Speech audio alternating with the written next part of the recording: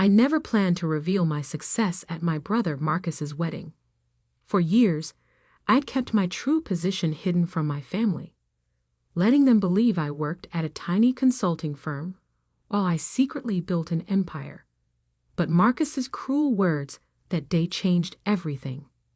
Standing in the opulent ballroom of the Grand Plaza Hotel, I smoothed down my simple navy dress, deliberately chosen to be understated. Around me, crystal chandeliers cast a warm glow over elaborately decorated tables while waiters circulated with champagne. This was exactly the kind of ostentatious display Marcus loved, a chance to show off his supposed success to everyone. Sophie. My mother's voice cut through my thoughts. There you are. Why aren't you mingling? Everyone's asking about you. Her eyes swept critically over my dress, her lips pursing slightly. Though I suppose there's not much to tell. I took a slow sip of champagne, thinking about the board meeting I'd led just yesterday, where we'd finalized the acquisition of our biggest competitor. I'm doing fine, Mom. The consulting work keeps me busy. She sighed dramatically. Busy isn't the same as successful, dear. Look at your brother, youngest VP in Sterling Industries history, about to marry the CEO's daughter. That's what real success looks like. I bit back a smile, knowing that Sterling Industries had been struggling lately. In fact, they'd been desperately trying to arrange a meeting with my company's CEO. Me, for months. But of course, my family didn't know that. They didn't know that the tiny consulting firm I supposedly worked for was actually Aurora Consulting Group, one of the largest business advisory firms in the country.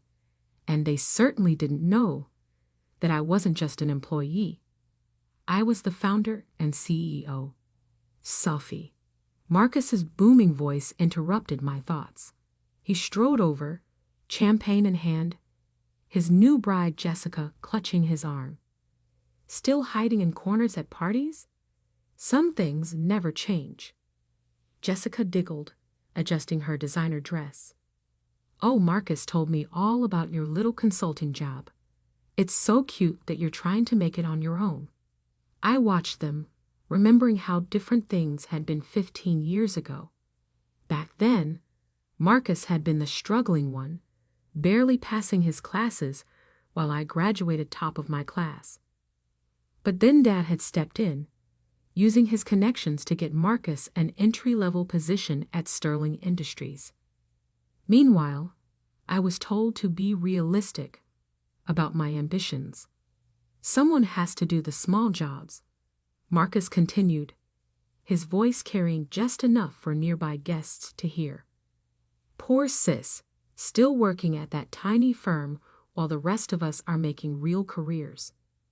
But hey, at least you can say you're independent, right? Jessica laughed again, a sharp sound like breaking glass. Oh, darling, be nice. Not everyone can be as successful as you. I felt the weight of the antique locket around my neck, my grandmother's final gift to me before she passed. She had been the only one who believed in me, who supported my dreams with more than just empty words. Success comes in many forms, Marcus, I said quietly. Sure. He waved his hand dismissively. Speaking of success, did you hear? Sterling's CEO is actually coming to the wedding reception tonight. Mr. Harrison himself. He never attends employee events, but for me, he puffed up with pride. I knew exactly why James Harrison was attending. He wanted to discuss the potential buyout of Sterling Industries, a discussion he'd been trying to have with me for weeks.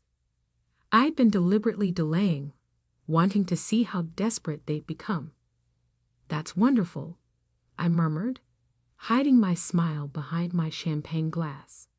Try not to embarrass me when he arrives, Marcus added. Just stay in the background. This is important for my career.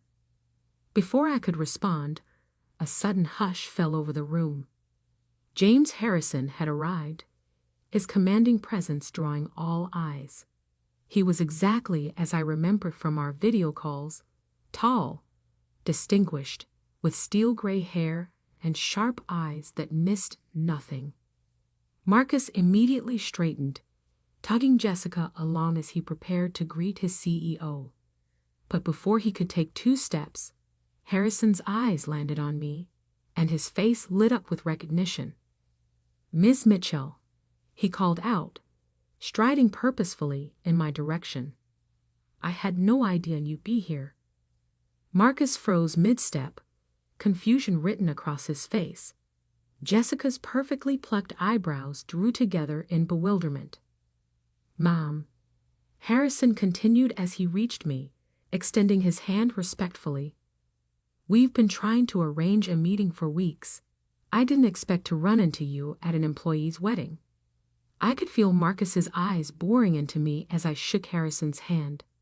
"Hello, James. Surprised to see me here?" "Why wouldn't I be? It's not every day you run into the CEO of Aurora Consulting at a company wedding." He glanced at Marcus, then back to me, realization dawning in his eyes. Unless... Wait, is Marcus my brother? I confirmed, allowing myself a small smile as I watched the color drain from Marcus's face. Though he didn't know about my position until just now. The silence that followed was deafening. I could see my mother's hand trembling as she clutched her champagne glass, my father's jaw hanging open in shock. But it was Marcus's expression that truly captured the moment, a mixture of disbelief, embarrassment, and dawning horror as he realized he'd just spent the last hour mocking his boss's boss's boss. James Harrison looked between us, clearly trying to process this revelation. "Your brother?" But he said his sister worked at a small local consulting firm. "That's what they all thought," I said, my voice carrying clearly in the stunned silence. I never corrected them. Jessica's wine glass slipped from her fingers, shattering on the marble floor. The sound seemed to break the spell of silence, and suddenly everyone was talking at once. But I kept my eyes on Marcus, watching as his carefully constructed world of superiority crumbled around him. This wasn't how I'd planned to reveal my success, but as I stood there, watching my family's perception of me shatter like Jessica's wine glass, I realized that sometimes the best moments in life are the unplanned ones, and this moment? This was just the beginning. The next few minutes at the wedding reception felt like a carefully choreographed dance of chaos. My mother, always obsessed with appearances, tried desperately to salvage the situation. "Sophie, darling," she gushed, suddenly appearing at my side. "Why didn't you tell us about your position?" I took another sip of champagne, savoring the moment. "You never asked, Mom. You were all too busy celebrating Marcus's achievements to care about my little consulting job." James Harrison was still standing nearby, looking both amused and uncomfortable. "Ms. Mitchell, I had no idea this was a family event for you. Perhaps we could discuss the merger." "Merger?" Marcus interrupted, his face shifting from shock to panic. He grabbed my arm, fingers digging in painfully. "What merger?" I carefully removed his hand, keeping my voice level. "The one where Aurora Consulting is considering buying Sterling Industries." I turned to Harrison. "Though after tonight, I'm having second thoughts about the acquisition." Marcus went pale. Jessica, his new bride, looked like she might faint. But that would make you your boss," I finished for him. "Yes, it would. Interesting how life works out, isn't it?"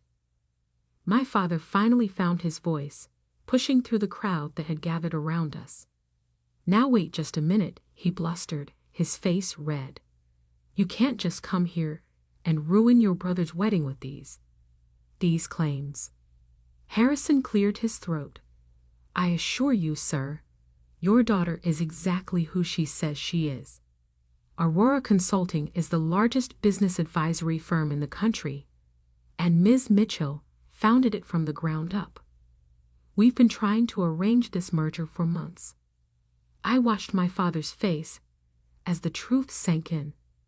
This was the man who had told me 10 years ago that I was dreaming too big when I said I wanted to start my own company. The man who had used every connection he had to help Marcus climb the corporate ladder while telling me to be realistic about my goals. But the money, my mother stammered. All those times you said you couldn't help with family expenses. Oh, you mean like the $50,000 you borrowed from my savings for Marcus's MBA? I kept my voice calm, but I could feel years of resentment bubbling up. The money you never paid back because, and I quote, Marcus needs it more for his future. Jessica stepped forward, her wedding dress rustling. Marcus, darling, did you know about this? About her company? Of course not, he snapped, then tried to compose himself. Sophie's she's always been jealous of my success. This must be some kind of mistake. Harrison raised an eyebrow. The only mistake, Mr. Mitchell, was apparently your understanding of your sister's position in the business world. Aurora Consulting's annual revenue is more than Sterling Industries has made in the past 5 years combined. The ballroom had gone completely silent. Every guest was watching our family drama unfold like it was a live theater production. Marcus's perfect wedding was quickly becoming the talk of the corporate world, but not for the reasons he'd hoped. I think, I said quietly, we should continue this discussion somewhere more private. I nodded to Harrison. James, would you mind giving me a moment with my family? He nodded graciously and stepped away. I led my family to a private room off the main ballroom, closing the door behind us. The silence was deafening. How dare you? Marcus finally exploded. This is my wedding day. You couldn't just let me have this one thing. I laughed, but there was no humor in it. One thing? You've had everything handed to you your entire life. Dad's connections got you into Sterling. Mom's jewelry paid for your MBA. My savings funded your startup attempts. Meanwhile, I built something real, something lasting, completely on my own. We were trying to protect you, my mother insisted, wringing her hands. The business world is so cruel to women. No, Mom. You weren't protecting me. You were dismissing me. Every achievement, every milestone, you brushed them all aside because they didn't fit your narrative of who I should be. My father stepped forward, his business instincts finally kicking in. Now, Sophie, let's be reasonable. We're family. Surely we can work something out that benefits everyone. You mean now that you know I'm successful, you want to be part of it? I shook my head. The merger with Sterling was a courtesy to Harrison. He's a good CEO dealing with a bad board. But after tonight, I met Marcus's eyes. I think it's time for some changes. You can't do this, Marcus whispered, his arrogance finally cracking. My position, my future. Your position was always built on sand, Marcus. You've lost 3 major clients this year alone. The only reason you still have a job is because of your connection to Jessica's family. I straightened my simple navy dress. But don't worry. When Aurora acquires Sterling, we'll find a position suited to your actual qualifications. Jessica let out a small sob. My father won't let this happen. He's on the board. Your father, I said gently, called me last week to make sure the merger goes through. Sterling Industries is drowning in debt, and Aurora Consulting is their only lifeline. The gravity of the situation finally seemed to hit Marcus. His legs gave out, and he sank into a nearby chair. All this time, while we were mocking you, you were building an empire? I tried to tell you, all of you, so many times, but you never listened. You were too busy planning Marcus's next promotion, too focused on maintaining the perfect family image. I moved toward the door. Well, now you know the truth. And things are going to change. Sophie, please, my mother called out as I reached for the handle. We're still family. I paused, my hand on the door. Family? I turned back to face them. Family supports each other. Family listens. Family doesn't mock and dismiss and tear down. You weren't family when I was struggling. You don't get to claim family now that I'm successful. With that, I opened the door and walked back into the ballroom, leaving them to process the new reality of our family dynamic. Harrison was waiting for me near the bar, a knowing look in his eyes. Shall we discuss the merger terms, Ms. Mitchell? He asked quietly. I nodded, a small smile playing at my lips. Yes, James. I think it's time to reshape Sterling Industries, starting with the management structure. As we walked away to discuss business, I could feel my family's eyes on my back. The simple navy dress I'd chosen to seem understated now felt like armor. They had spent years underestimating me, dismissing my achievements, treating me like the family disappointment. But now they knew exactly who I was. And this was just the beginning of their education. The weeks following Marcus's wedding were exactly what I expected, a hurricane of family drama, desperate attempts at reconciliation, and not-so-subtle manipulation. My phone buzzed constantly with messages. Sophie, darling, let's discuss this like family. Mom, your brother is devastated. How could you do this to him? Dad, we need to talk about my position at Sterling. Marcus, my father wants to meet with you. Jessica. I ignored them all. I had a merger to complete. The morning of the Sterling Industries board meeting, I stood in my office on the top floor of Aurora Consulting's headquarters, adjusting my suit jacket. This wasn't the simple navy dress from the wedding. Today, I wore a tailored black Armani suit that screamed power and authority. No more hiding. My assistant Emma knocked on the door. Your brother is here again, Ms. Mitchell. Third time this week. I sighed, checking my watch. Send him in. Might as well deal with this before the board meeting. Marcus walked in, looking disheveled, a far cry from his usual polished appearance. His designer suit was wrinkled, his tie slightly askew. Sophie, please. You have to listen to me. I'm listening, I said, sitting behind my desk. Though I'm not sure what's left to say after your 20 voicemails and 37 texts. He ran a hand through his hair. Look, I know I was awful at the wedding. I know I've been dismissive of your work. But you can't just take over Sterling Industries. My whole life is there. Your whole life, I repeated slowly, was handed to you. Every opportunity, every promotion, every success, it was all arranged by Dad or bought with someone else's money, usually mine. That's not fair. Not fair. I stood up, placing both hands on my desk.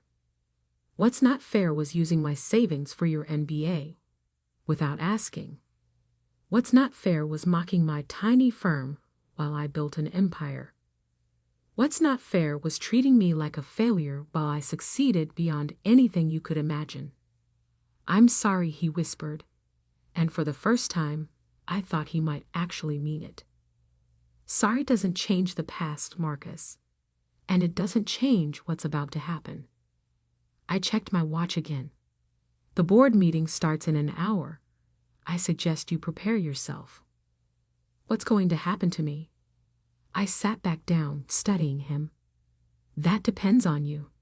Aurora Consulting rewards competence, not connections.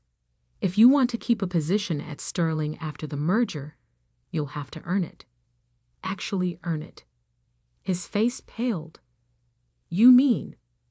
Starting from the bottom. Learning the business properly. No shortcuts. No special treatment. I held up a hand as he started to protest.